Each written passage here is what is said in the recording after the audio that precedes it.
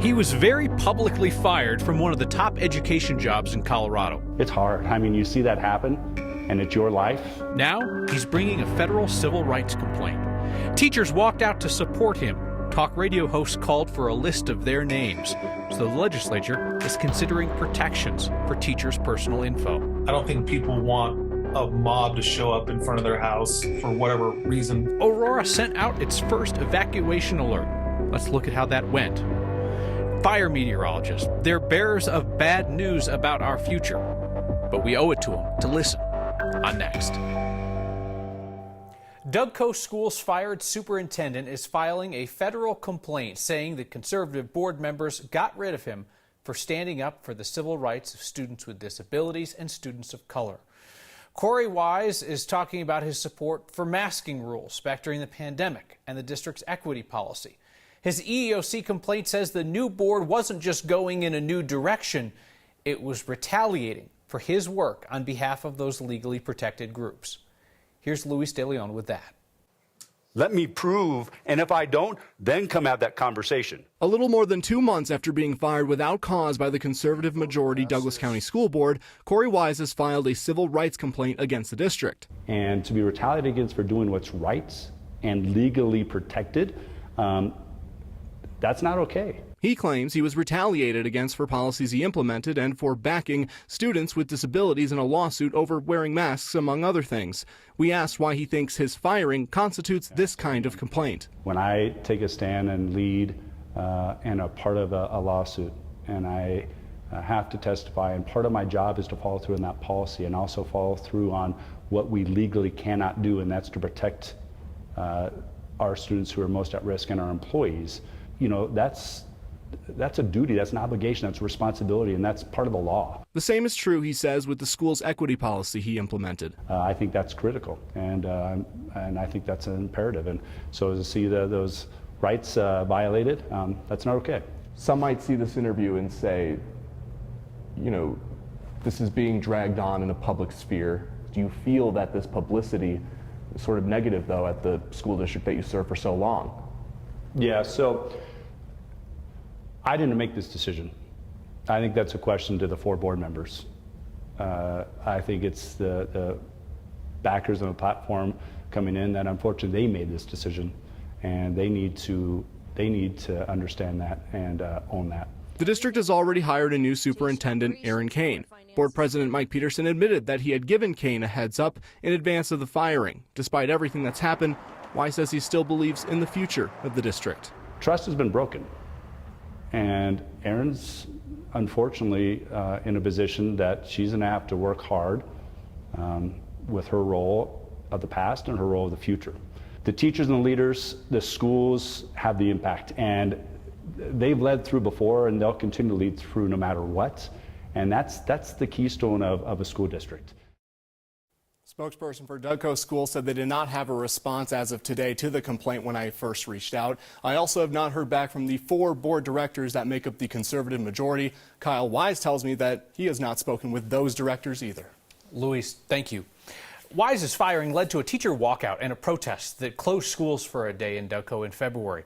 Conservative talk radio hosts called for those teachers to be identified publicly by name. Former prosecutor George Brockler said that parents should be able to confront them. Now a Republican in the state legislature has a bill to protect teachers in similar situations. Teachers who walked out in Dougco were warned by the district that their names were about to be released in response to an open records request for them. Then, at the last minute, the district announced that they would not be named publicly, that the request had been withdrawn. Full disclosure on this, 9 News filed an open records request to learn who it was that was trying to gather the teachers' names. Dougco Schools denied 9 News' request. And 9 News' parent company has filed a lawsuit asking a judge to rule on whether that's a violation of open records law. A bill sponsored by Republican State Senator Kevin Priola would shield teachers' absence records, like in that case, from open records requests. And it would add teachers to the list of protected professionals whose personal information can't be posted online if there's a perceived threat. Public health workers were added to that protected list last year after our reporting on the leader of the Parker Republicans, Mark Hall, who was publishing the home addresses of public health workers in retaliation for pandemic restrictions. It's really unsettling to me, and I think honestly it comes from the top. You know, when leaders in Washington and other states, or figureheads on TV or radio think that it's okay to do certain things that were not socially accepted 10 or 20 years ago, then I think us as policymakers, we need to try to adjust and correct for that where we can to keep people safe. That bill passed through the Senate Education Committee on a 6-1 vote and is now headed to the full Senate. So here we are on another windy, dry day with fingers crossed across Colorado. There are evacuations tonight around a small wildfire that's burning near Woodland Park in Teller County. Wind is primarily pushing the fire along Mills Ranch Road. At this point, no homes have been lost. I don't mean to keep nagging you about this, but have you signed up for your city or county's emergency alerts yet? We've been talking about this for months. We're trying to get as many Coloradans signed up as possible, just as jurisdictions are rolling out new, hopefully more effective ways to alert people to danger. Aurora sent out its first evacuation alert last week. The one resident told our Marshall Zellinger the alert was missing so much information, he thought it was a scam. No sirens, no alarms, no smoke, nothing. It was just like this. Totally quiet. When no one, not even the pets in this Aurora neighborhood, appeared frantic, it made Tom Graham question the text message he received. It is April 8th at 10:44 a.m. Aurora Police is currently working a critical event in the area. We're issuing a mandatory evacuation for your neighborhood. There are emergency personnel and vehicles in the area. We saw no cars, no sirens, no police, nobody leaving their homes. So we just figured it was a scam. Adding to his confusion was the end of the evacuation alert text. Monitor Twitter and local news for additional information. We, as a local news station, never received information. And if you were to click on the Aurora Police Twitter link during the evacuation notice, you would have seen unrelated tweets from the night before. Had you clicked on the Aurora Fire Twitter link, you would have seen posts about unrelated fires. The evacuation alert was sent to 459 contacts in this area near Buckley Space Force Base.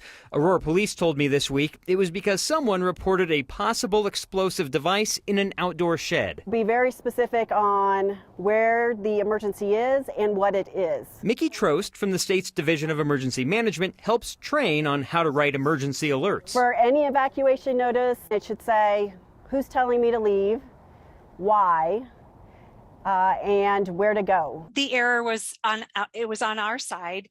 Instead of utilizing a templated message that was already pre-programmed into the system, our staff members utilized an ad hoc format of sending the message. Aurora 911 Director Tina Bonetta explained that if the correct evacuation alert template had been used, it would have prompted the dispatcher to include more specific information. She said this situation allows her to teach her staff that if they don't get enough specifics from fire or police on scene, they should push for more. If the information is incomplete, that they are certainly empowered to prompt and redirect field responders until they receive the information adequate enough to send the message to the public. Another issue Tom Graham told me about was that he doesn't have Twitter. He clicked on the link and said it kept asking for a password. On the screen here is similar to what it would look like if you logged in on your phone, or you didn't have a login, that is, but you click on the link on your phone. You can still scroll through the tweets. These are the tweets from that time period. But at the bottom, there's that blue bar that says log in, sign up. Just ignore that, and you can continue to scroll and see without needing a password. And the reason emergency agencies apparently send you to social media now for information, Kyle, is when a lot of people click on a link in an emergency alert, it could take down a local agency's website. Twitter and Facebook can handle the clicks. Oh, that's interesting. That's interesting. So the reason why it didn't end up there? Well, Aurora Police told me a little bit of an oops, that they had a public information officer monitoring the situation but never put something on social media. They will fix that in the future. Twitter is a worthless echo chamber of political conformity and toxic trolling, but in this case, it actually could have been useful to the public. I don't know. All right, maybe Elon Musk is onto something. Thank you, Marshall. The criminal case against a wealthy businessman and a Colorado politics power player goes to the jury. Large and destructive wildfires now becoming the norm, not the exception in Colorado, and they're getting worse. We want to be able to fix the situation because we know it's life-altering moments of time. The people who predict how wildfires will adapt give us a glimpse into the future. Next.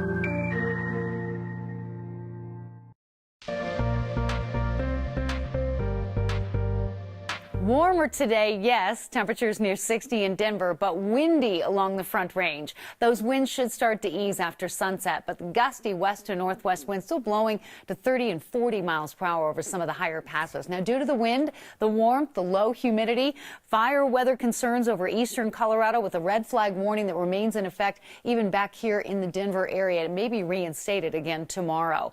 There's a train of moisture coming into the high country, but only minimal accumulation is expected.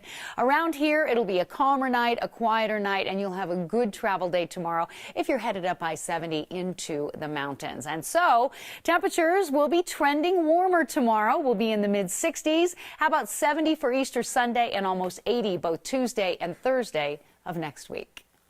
The folks who study wildfires say that we are set to have more of them, more destructive, more expensive fires in Colorado.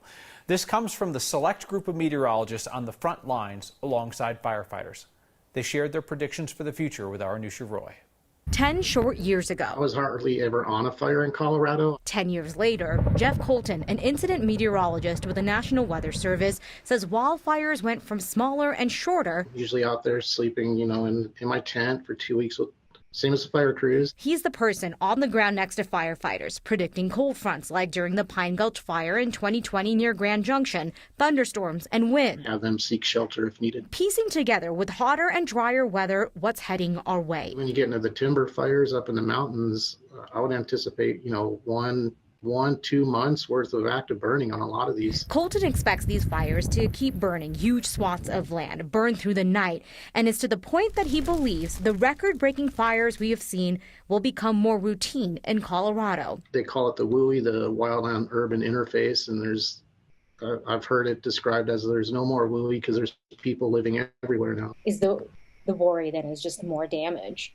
More homes destroyed. Yeah. I started bringing up the conversation with my HOA in that we have all this open space. How is that open space managed? Assistant state climatologist Becky Bollinger says with urban and wildland areas colliding, there are gaps in knowledge. We have a better understanding of wildfires in forested areas and how climate change could impact those. And I don't know if we have that same level of understanding in open grassland areas and what that can mean. And despite the intensifying conditions, we work 16-hour days minimum. Folks like Brandon Wills are finishing their training to join the select few who are incident meteorologists. Huge sense of responsibility. So there are more experts witnessing the changes firsthand. We've had a death on one of my incidents. We've had aircraft crash, and luckily they survived, but it's just think twice about why am I doing this, but at the same time I'm looking at how many successes we have. So today we were talking to folks all the way from Cheyenne to Grand Junction, experts in between. But at the end of the day, it actually really doesn't matter where these meteorologists live. They've all had people from their offices responding to Cameron Peak, Pine Gulch, and it's more than just fires. They're responding to flooding in Longmont as well. And then they get called out across the country. And Jeff was saying he's even gone to Australia to help out with wildfires over there. It's really interesting work. I mean, I'm not what you would call a smart man, but until your story, I didn't know that an incident meteorologist was a thing. I just figured that there were like meteorologists sitting in that one room in Boulder watching what was going on and making their predictions there. Yeah, no, I started asking fire departments, who's helping you? And they're the ones that told me about this. But at the end of the day, incident meteorologists are really rare. I mean, even after this latest batch is trained, there's only going to be just over 100 for the entire country. Interesting. Some of them getting called internationally as well. Yeah. All right. That's really fascinating. Thank you, Nusha. Economic researchers say Colorado and a handful of other states have been missing out on billions of dollars in tax revenue. And one of Denver's most prominent businesses and businessmen accused of not letting employees go to work for rivals. That case goes to the jury. Next.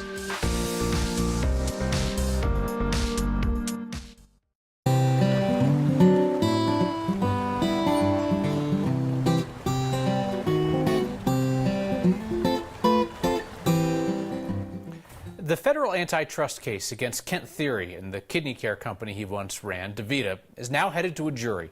Thiry and DaVita are accused of violating the Sherman Act by conspiring with their competitors not to hire each other's senior-level employees, basically preventing people from moving up in their careers by moving on from their company. According to our partners at Colorado Politics, The federal government argued in court that competitors are not allowed to reach those kinds of agreements not to compete for employees just because the higher-ups might be friends. One prosecutor even said there's not a bro code exemption to the Sherman Act. Theory could face 10 years in prison. DeVita could face up to $200 million in fines. More than 70% of corporations in Colorado are not paying any state corporate income tax. That is according to information released today by the Liberal Economic Policy Institute. They surveyed 7 states, and in all 7, more than 60% of corporations, they said, were not paying income tax. In Colorado, between 2017 and 2019, EPI said 71% of corporations paid 0 state income tax. EPI says this is happening at a time when you get corporate profits going up, you got loopholes big enough to drive $1 billion Brinks truck through, and there's the wave of S-corps, which pass their income taxes on to their shareholders. This rise in S corporations' importance is not just an inevitable feature of the economy. It's often an explicit strategy of tax evasion that has been abetted again and again by policymakers. There are a million policy responses that could have ensured we continued making the owners of profitable corporations pay their share of taxes, even in the face of the rise of S corporations. Instead, policymakers too often shrug their shoulders and look the other way.